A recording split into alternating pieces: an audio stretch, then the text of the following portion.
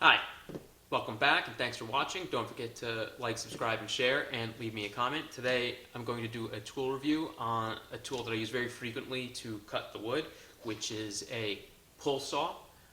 The reason why I use a pull saw is because during the summer I do stuff at a camp with Woodshop, and the only tool that the kids have to cut is this, no power tools. So when I'm prepping projects and testing things out at home, I want to make sure I'm using the same tools that those kids are using to make sure that they'll be able to do it. Right? If I can do it and I find it fairly easy, then the kids should be able to do it fairly easily as well.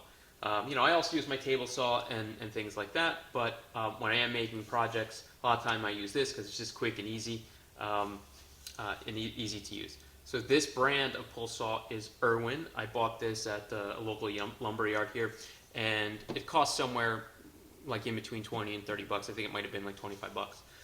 The blade on the pull saw is 9.5 inches long, and it is double-sided. So one side here has teeth that are used for rip cuts, and that's when you're cutting with the grain of the wood and it rips the fibers of the wood apart. The other side, much smaller teeth, a lot more teeth in there. This is for cross cuts, for when you're cutting across the grain where it is cutting the wood fibers. The saw works really well. Basically the way to use it, you get two hands on this saw like that, and that's what I always tell the kids at the camps: two hands, long handle, you can get both your hands on there. We clamp down the wood, and then you're just going back and forth with it to cut.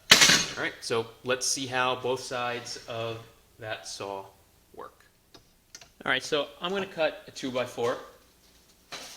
We're going to do two cuts. We're going to do one cut, that's the cross cut, so we're using those blades, and then one side, and then another cut we're going to do a rip cut, and we will see how they go. So the first cut I'm doing on this 2x4 is going to be the cross cut, because I am going against the grain, which means I'm going to use these small teeth. I'm going to start off nice and slow.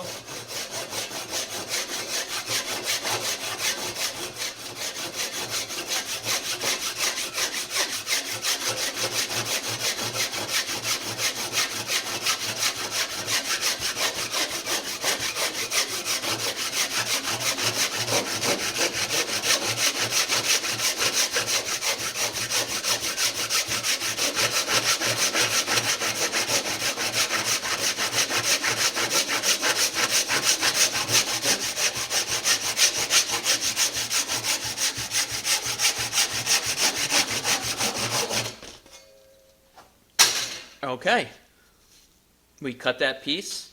It cut pretty well. I literally used almost zero effort. I just lightly placed the saw on the edge of the wood and pulled back and forward. And within, that seemed like less than a minute, I think, the 2x4 was cut. And because it was a rip cut, the smaller teeth cuts through, and we have a smoother cut there. So I turned the wood around here. The next cut we're going to do is a rip cut, where we're going with the grain and ripping the wood fibers apart. We'll be using the rip cut teeth here on this side, the bigger teeth. I'm going to go ahead and start.